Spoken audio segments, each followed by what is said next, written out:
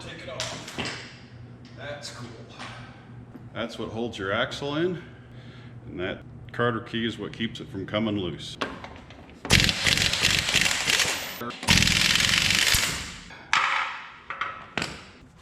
In the process of changing this axle joint, if you're going to put brakes on, you need to get a C-clamp, put it back here and against the brake shoe, compress the piston all the way. I'm not going to do that because I'm not changing brakes, although it looks like I probably should be. But if you're not doing the brakes, the reason you don't want to compress it all the way is you're going to get back in there and go to leave. You're going to throw it in reverse and you're going to be pumping that brake pedal like mad because you realize you have no brakes until you push that piston back out until it can grab the brakes again. And you could run into something. Just enough to get the brake shoe off. Take the two caliper bolts off.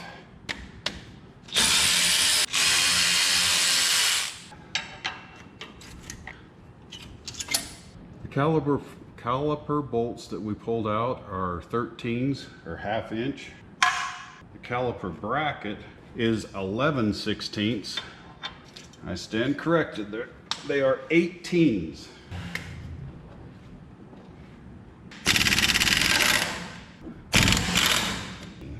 And as you can see, there's not a whole lot left on there. Actually, that rotor needs to come off. And it looks like it's rusted on there pretty dang good.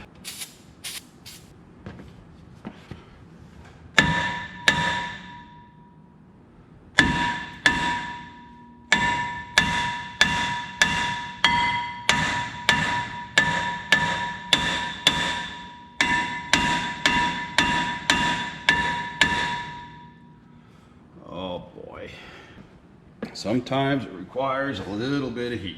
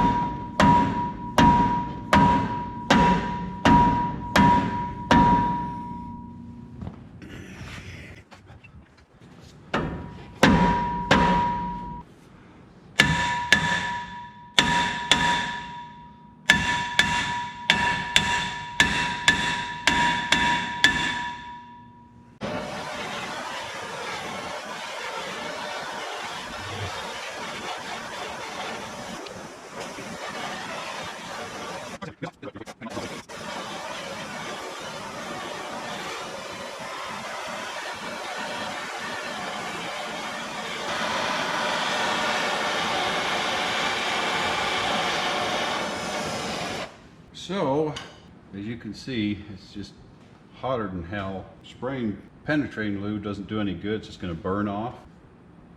But wax don't. And it's a lubricant.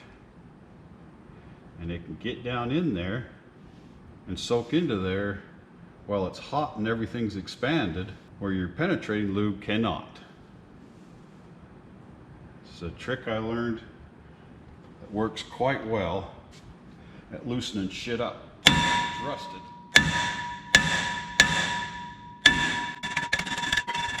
It's going to be stubborn. It's only been on there for 170,000 miles.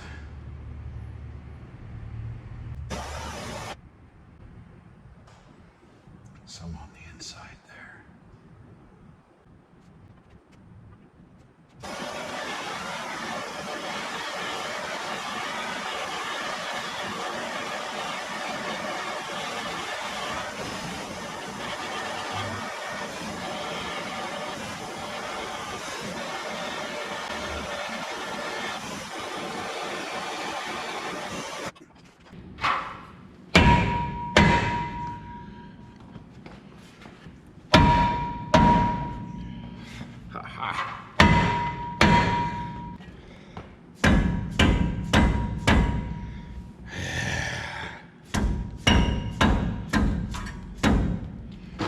Candle wax to the rescue. Man, I thought I was gonna have to do this with that rotor on. 18s.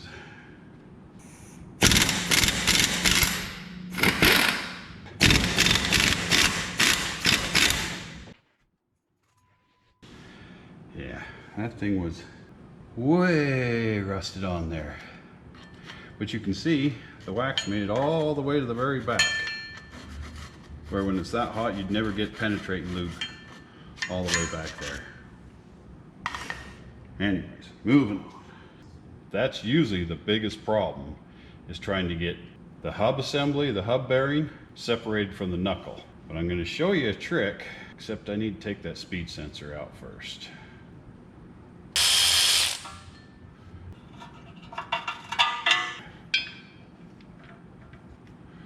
And these things are always in there, rusted completely in place. They just don't want to come out.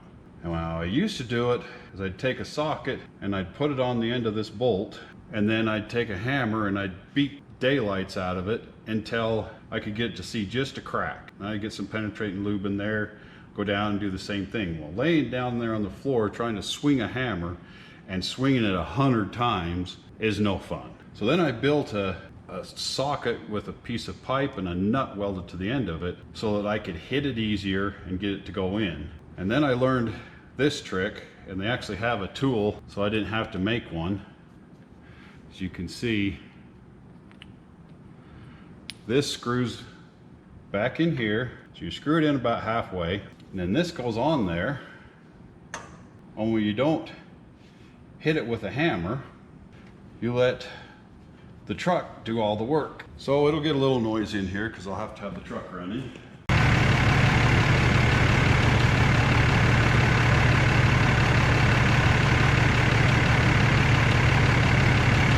Okay.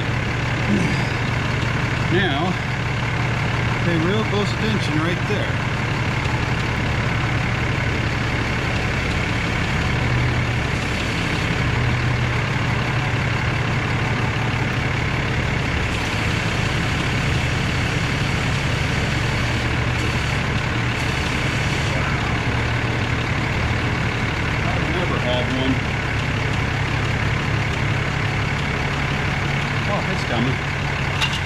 It's coming. Just didn't look like it. I can just tap it out from there. Yep. And that took what, 2 minutes? The reason I'm doing it this way is I want to have my hand back there when I actually pull the axle out.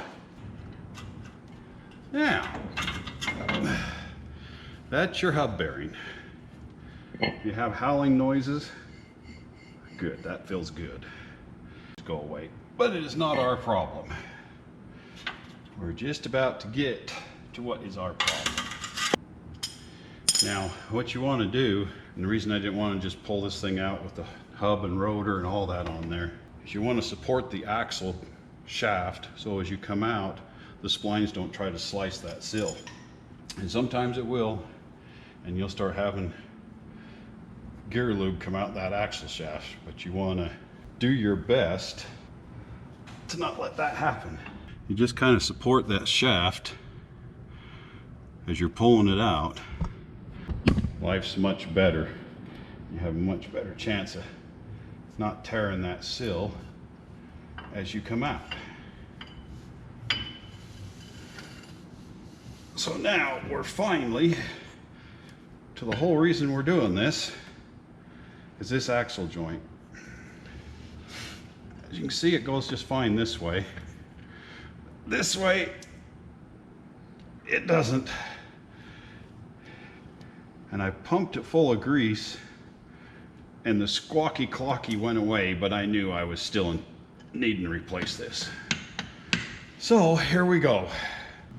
The first thing you have to do is to get those little clips out. There's either two styles. You have a snap ring here that holds it in place, or you have these little teeny clips on the inside that keeps it in place. This one has them on the inside.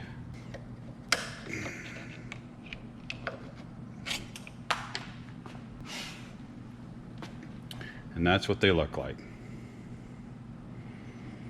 And they just go in and lock in there and hold U-joint in place. So you got to get them out first. And you have 4 of them. One here, one here, one here, and one there. And they've all got to come out. Now that we've got all 4 of them out,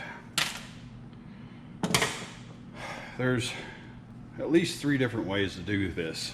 There's an actual press, a ball joint press that has fittings in it to where you can use it for changing out U-joints.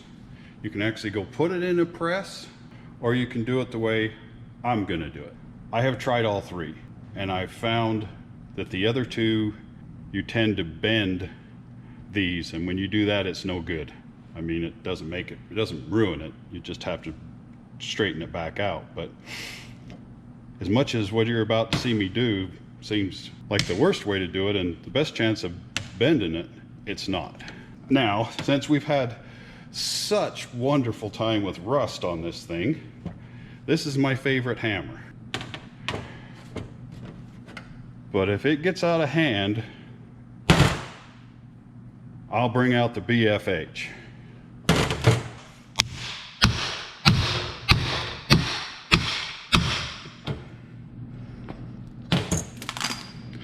Yeah, it's just pretty dry.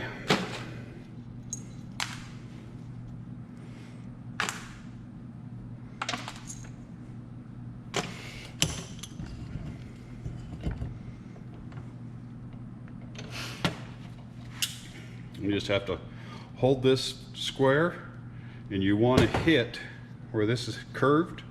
That's where you want to hit, is right there. Oop, tighten the bicep.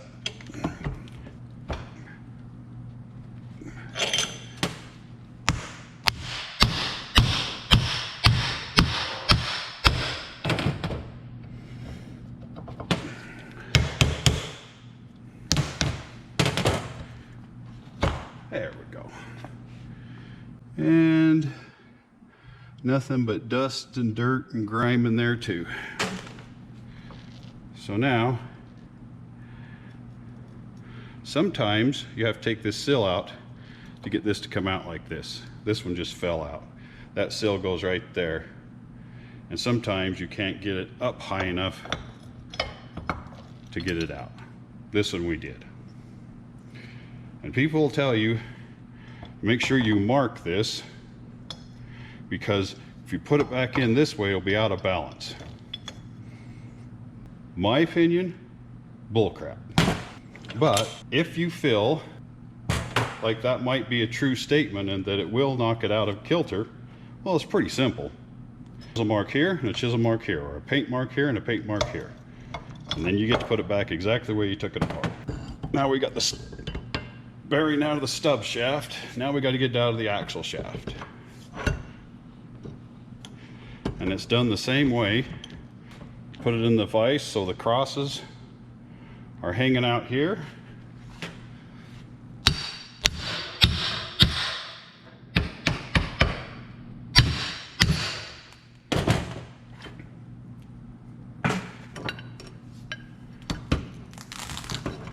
How long do you think it'd take for you to set up a ball joint press, or take it to the press and find the right socket and everything else to do it this way?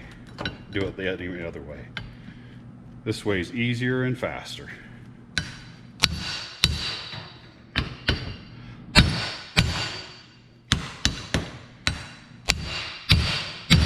Wow. I'm gonna eat my words here in a second. Nah, it's coming out. It's just being a little stubborn.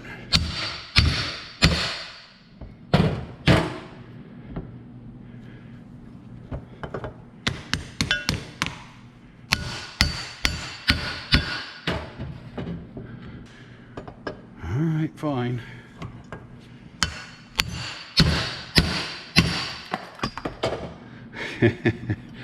Look at all that goodness. Yummy. That's why I knew putting the grease in and making the noise go away was only temporary, and it was gonna bite me in the butt if I didn't address it. And this is my new joint, but we're not ready for it yet. When you're going back together, you've got to shove that thing back in there to hold the U-joint cup in place. And anywhere there's imperfections, now them imperfections are from me. That's what I just created when I beat on it with a hammer. And if you don't think that's going to happen using a press or a ball joint press, you're sadly mistaken. But it's no big deal as long as you take the time to prep it. All you need is take a file,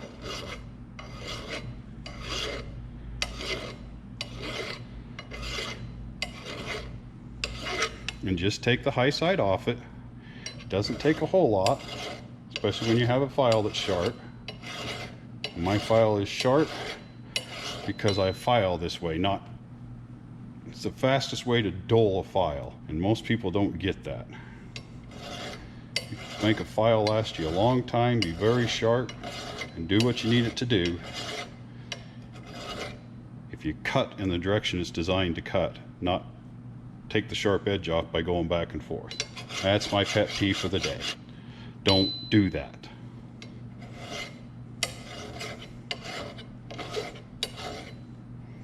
Okay, now, even though you can still see them little bumps, it's not affecting this surface. And I'm going to take a wire wheel and clean this all up too. But I need to do all 4 of these first. And I won't bore you with all that. Okay, here we go.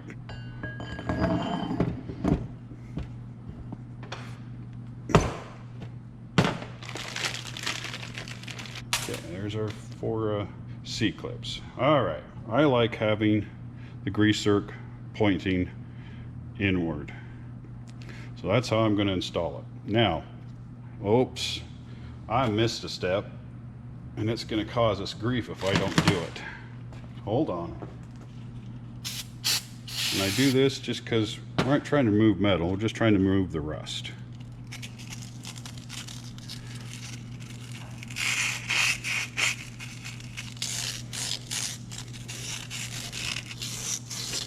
Don't want to get too crazy, but you want to get rid of that rust.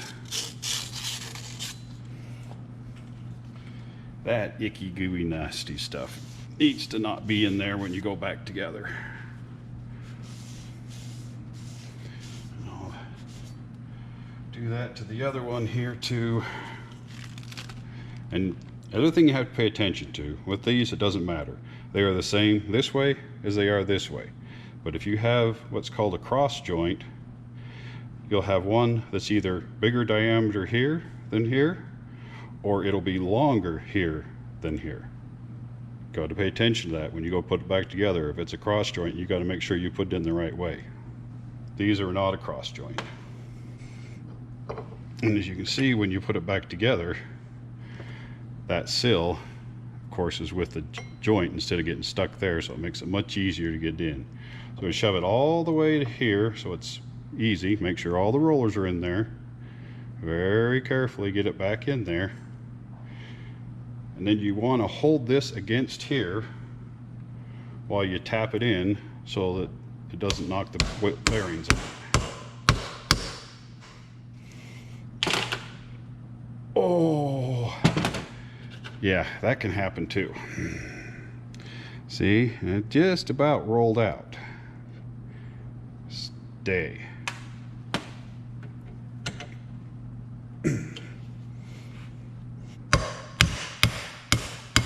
There it goes.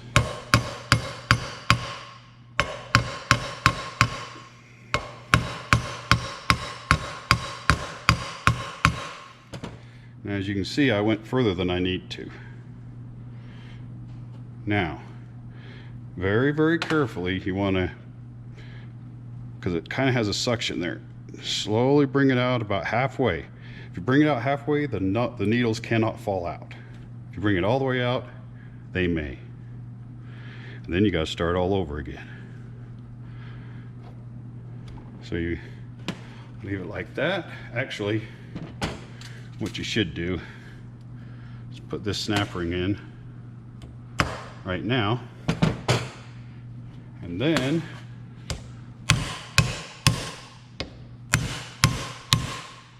As you pound that in, you seat that one.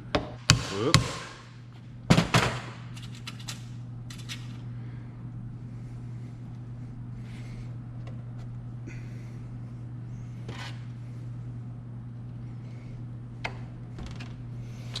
That one doesn't want to go in quite all the way. Take a screwdriver and make sure that it does. Even the one I put here, you might want to just give it a love tap. Make sure that it's seated all the way in so that it doesn't come out. Now it's time to put the other half in, the stub shaft.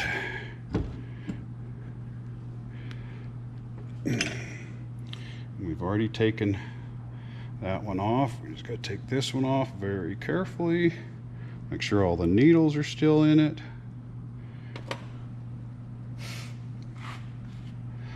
Once again.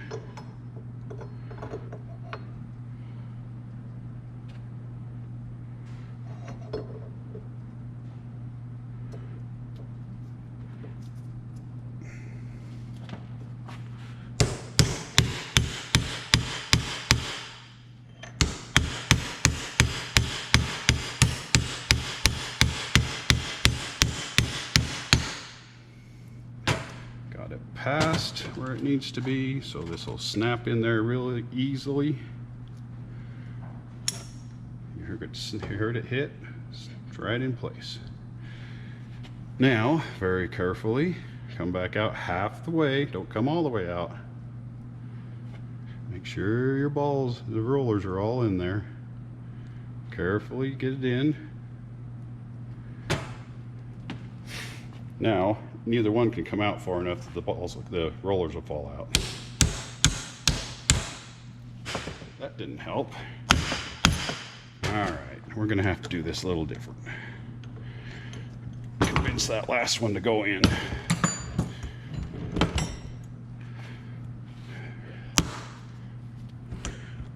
it's putting all the weight here.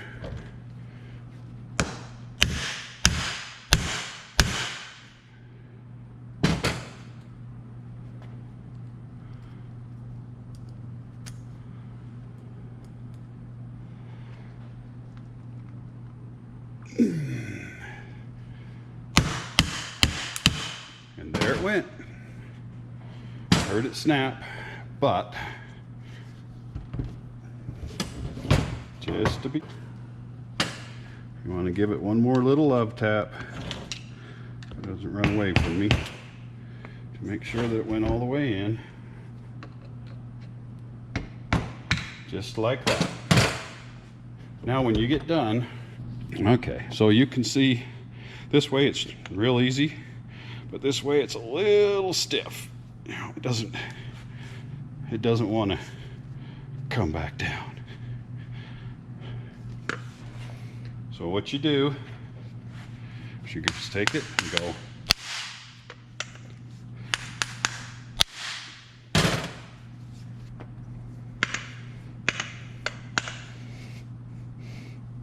that one's actually a little stiff.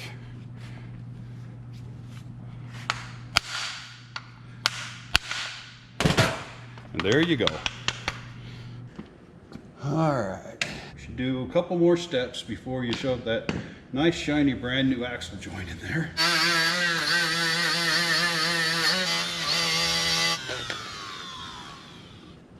Just a test fit. Oh, look at that. Look at that. Next time I take them 4 bolts off, I won't even have to use my special tool. It'll just come off. That hub assembly will never be an issue again coming off. This is important. Last thing you want to do is to grab a hold of all this gook and grime and yuck. You want to get every chance you can to keep it from the sill to sill back up, and that means you need no dirt. Brake cleaner.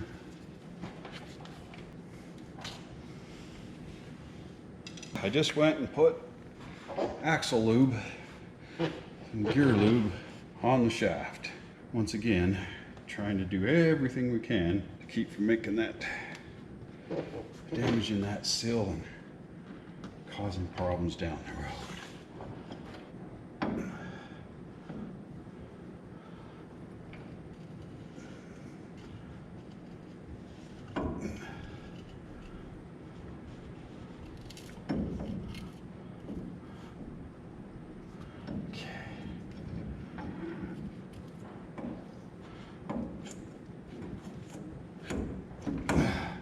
You know you got it all the way in when you can get it past there.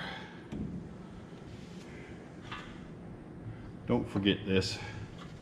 Have it all together and look down, you got a spare part and it's this, and have to take it all the way back apart. It makes you grumpy for some reason. Make sure when you put it in that your speed sensor is pointing up, not one way or the other, or you'll be taking it back off again.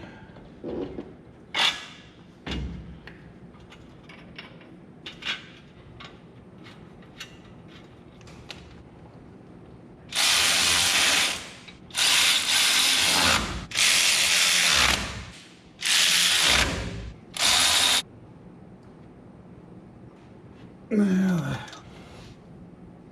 nah, they're pretty tight. Okay. Well, that one needed a little bit. All right.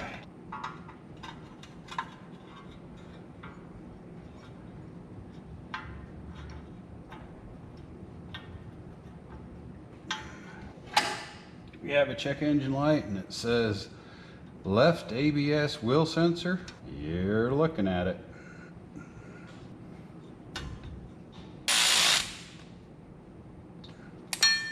All right, so next, make sure you put the washer on.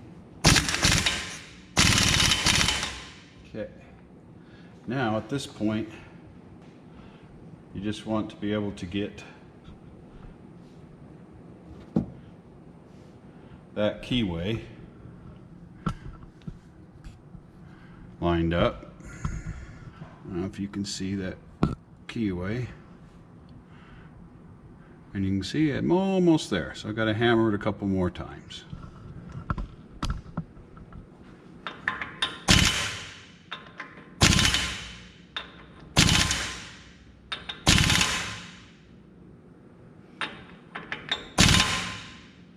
Okay, I ain't putting a new Carter key in, that's what this is called.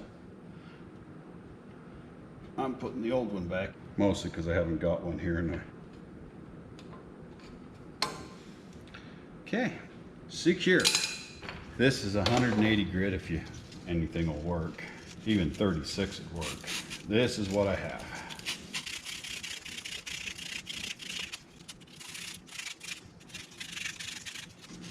Little simple things like this that take a few minutes to do.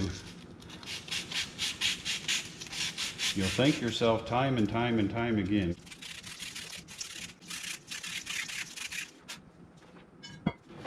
Now, still want to have a clean rotor.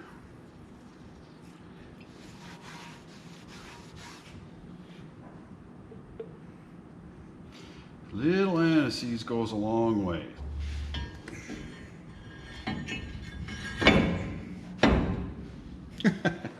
Just like that.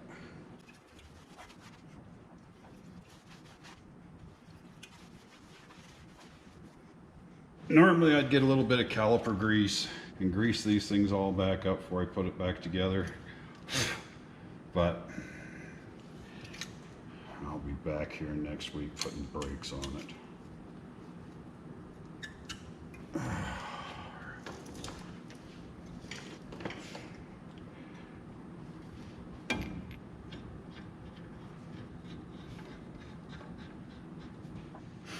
There, now I can see what I'm doing.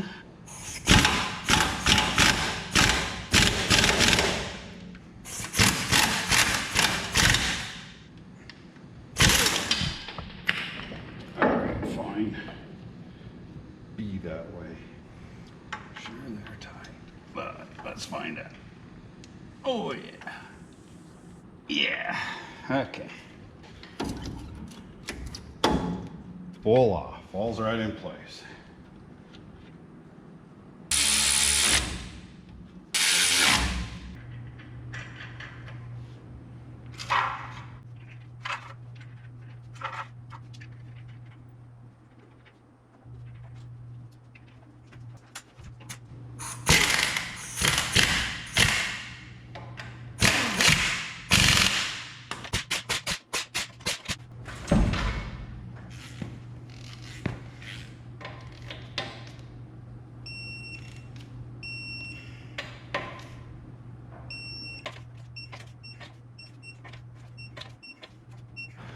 But we won.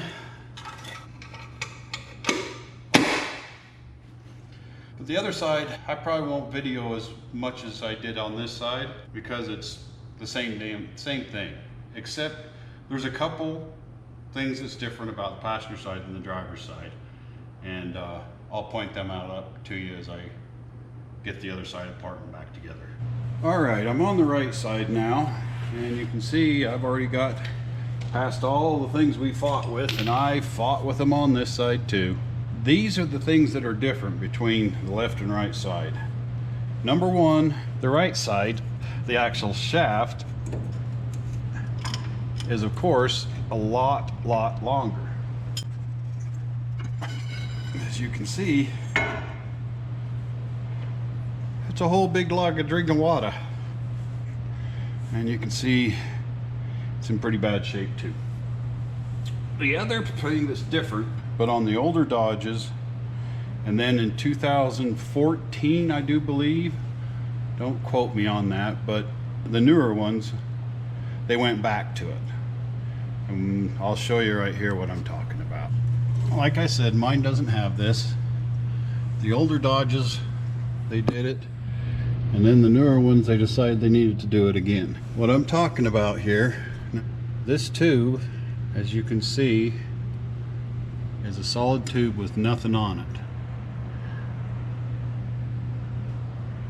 On the older ones, and they did again on the newer ones, they cut a piece right out of here, hooked a vacuum gauge up to it, and there is a disconnect that locks the intermediate shaft to the axle shaft. Obviously this doesn't have it, so I don't have an intermediate shaft. Mine's all one big long shaft.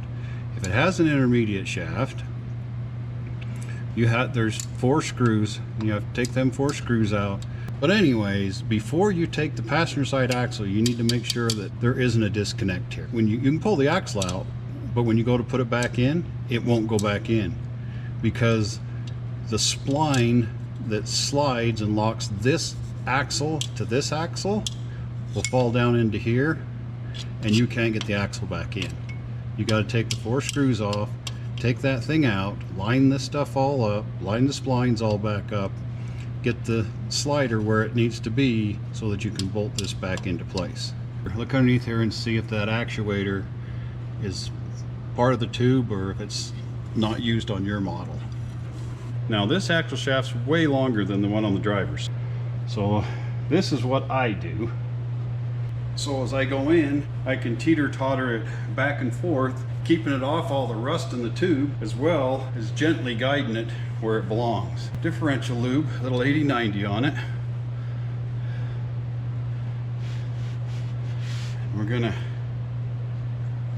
put it back together.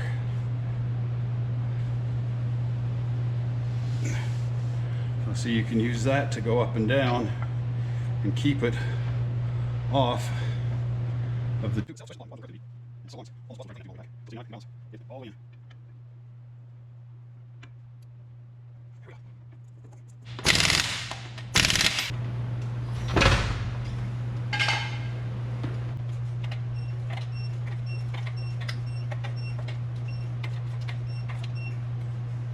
Well, that was a lot of fun. Tell me down below the struggles and the tricks that you've come up with to accomplish the job, trying to get them rotors off. I couldn't believe how crazily rusted they were. Of course, I bought this truck with 100,000 miles on it, and it was an oil-filled truck. Whatever Mother Nature dished out, it drove through each and every day of its life. So I guess that's why they're so dang rusty. I need to give you some torque spec. The axle nut is torqued initially to 130, and then you rotate it many times and then torque it to 265. I've drove mine a couple days, and just with the impact, I'll take the keyway back out and re-torque it.